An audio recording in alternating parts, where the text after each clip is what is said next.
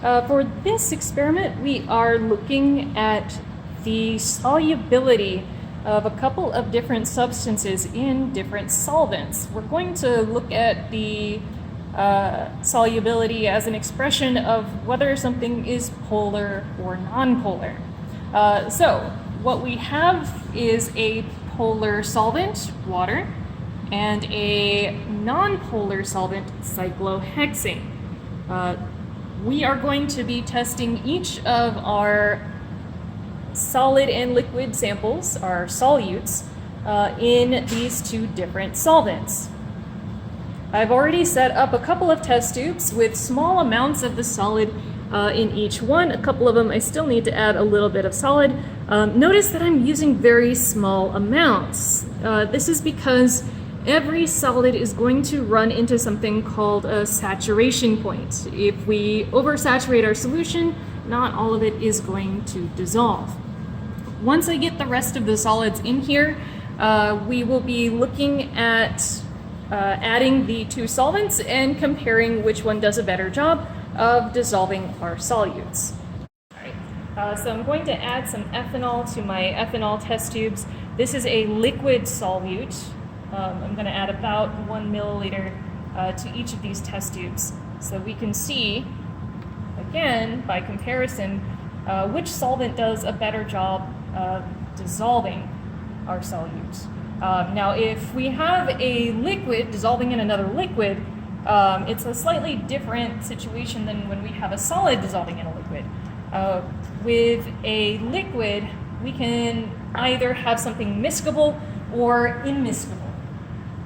And miscible liquids are going to be able to dissolve in each other in any proportion, so we don't have to worry too much about a saturation point here. Now, in some versions of this lab, we test coconut oil, and in other versions, we also test iodine. So what I have here is a little bit of iodine.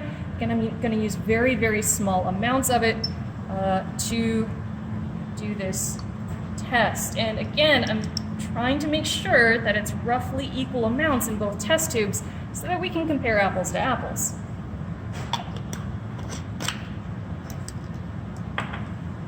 Now it's time to add the solvent.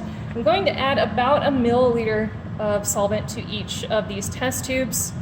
The exact quantity isn't that important as long as we have equal amounts. So I'm using the height of the liquid in the test tube to gauge how much I've put in. So there's already liquid in there, that's why it's going so high up. And then about there. So what I'm going to do is kind of swirl these vigorously to get good mixing, if they're able to mix, and then we're going to see what's left.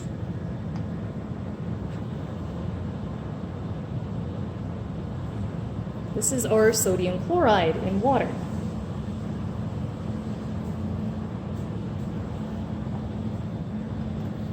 Here we have coconut oil in water. Let's swirl that around pretty vigorously and see what we get.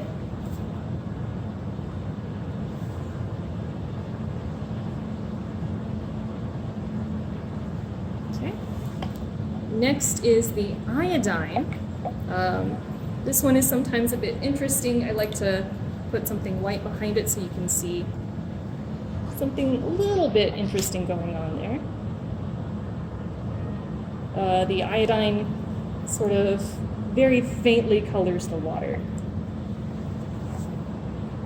And then we have ethanol and water. Now, in order to tell whether these are mixed, we are going to look at this liquid very closely to see if it is one single liquid or if it's two separate layers. And so tilting the test tube like this kind of helps us look for any sort of double meniscus and see if we actually have two layers or just a single layer of ethanol and water.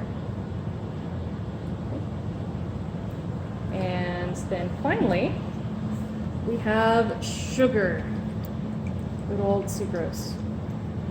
We'll mix this vigorously just like we did the salt. Let's see what we have. And be sure to compare this to what we saw in the beginning, right? In the beginning, we had small amounts of the solid in each of these test tubes.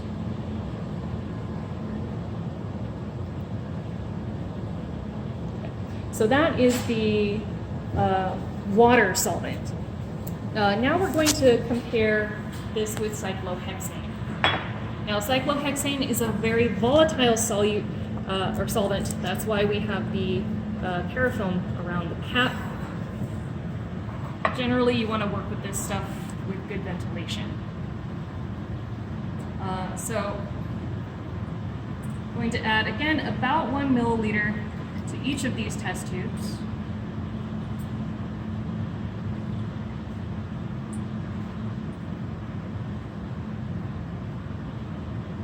And we'll take a closer look at each one to see what's going on there.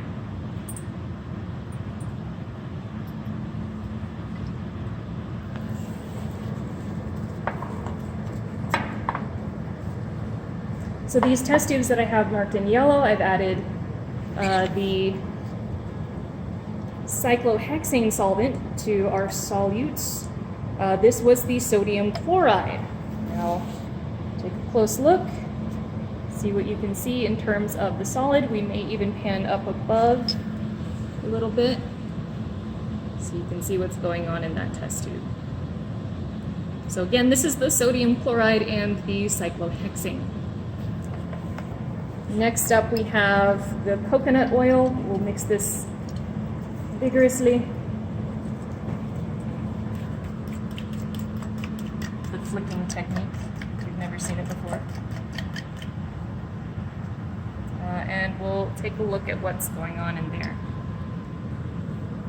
In some cases, we do hit a bit of a saturation point, so we want to compare what we had initially and what we had before. If we compare what we saw with the coconut oil in the water, it's a lot easier to tell the difference.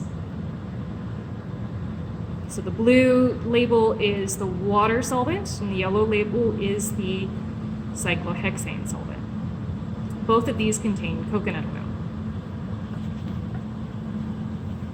Next up is the iodine. Now this one's pretty interesting. Again, we'll use a white background here. Take a look. There's definitely a difference from what we saw with the water solvent.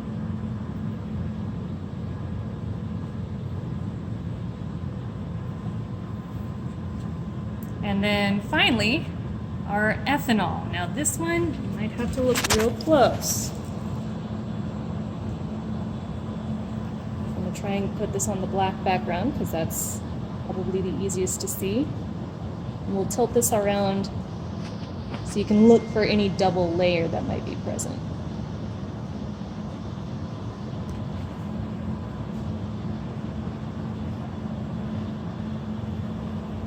And if we try and get this to mix, what we end up with is something that we call a dispersion or a emulsion.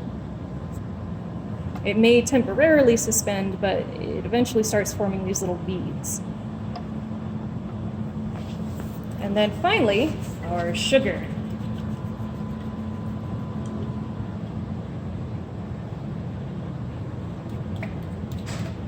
Now the cyclohexane is starting to evaporate away, so the solvent's getting a little bit low, but you can kind of see what's going on in there and compare what we saw with the water. Just so that we can see the difference. And we'll also look at cyclohexane and water together, so you can kind of see what it is you're looking for two immiscible liquids.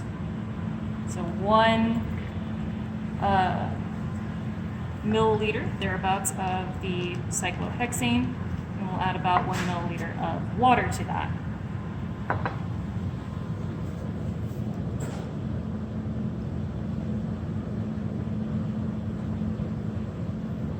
So these two liquids do not like to mix. Water is polar, while cyclohexane is nonpolar.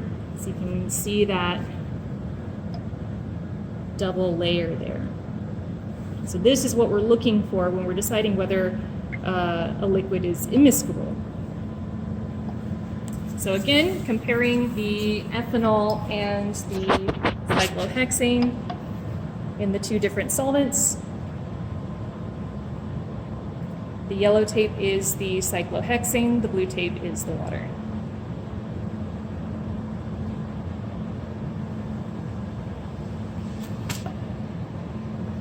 And then to go through our solids again, the sodium chloride,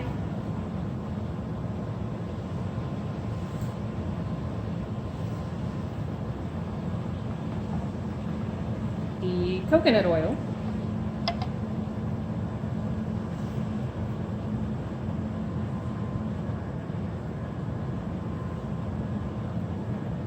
the iodine,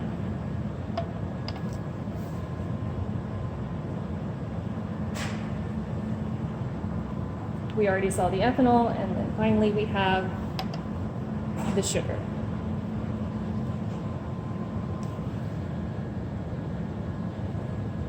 Okay, the next leg of this experiment with solubility, we are going to look at some unknowns, and we're going to use their relative solubility in the two solvents to decide whether they are ionic or polar, or whether they're nonpolar. So I have unknown A here. You can see inside what this looks like. And then we have unknown B, which you can see in here. Looks like this. And I've already doled out roughly equal portions into the two test tubes for water and the two test tubes for cyclohexane. Again, we're going to keep the color scheme pretty consistent.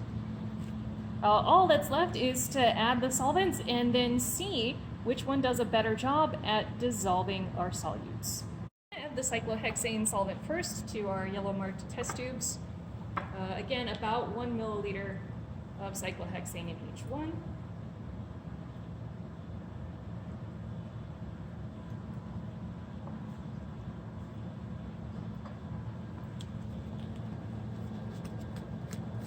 And since these are solids, we're probably going to add a little bit of kinetic energy to get things started. So as you can see from the labels, on the left I have unknown A, and on the right I have unknown B. So let's take a top-down view a little bit to see what's going on in there.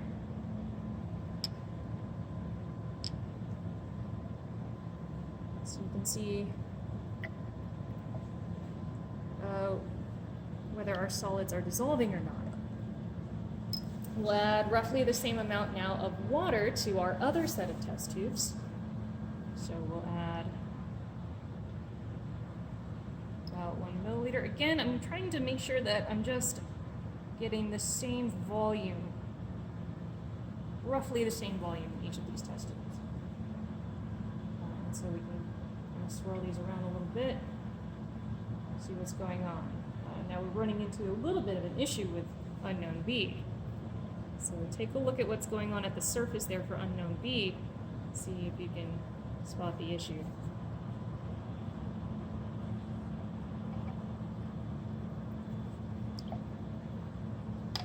And if we take a look at unknown A, over here on the left, doesn't look like we have any issue at all. So for comparison, again, we'll take a look at cyclohexane versus water. So we'll compare unknown A in the water, unknown A in the cyclohexane. Which solvent did a better job of dissolving our solid, our unknown A? And then comparing cyclohexane and water with unknown B, which did a better job of dissolving it. See if you can tell which one did a better job of dissolving unknown B. Okay, and that should be it for our polar and non-polar segment.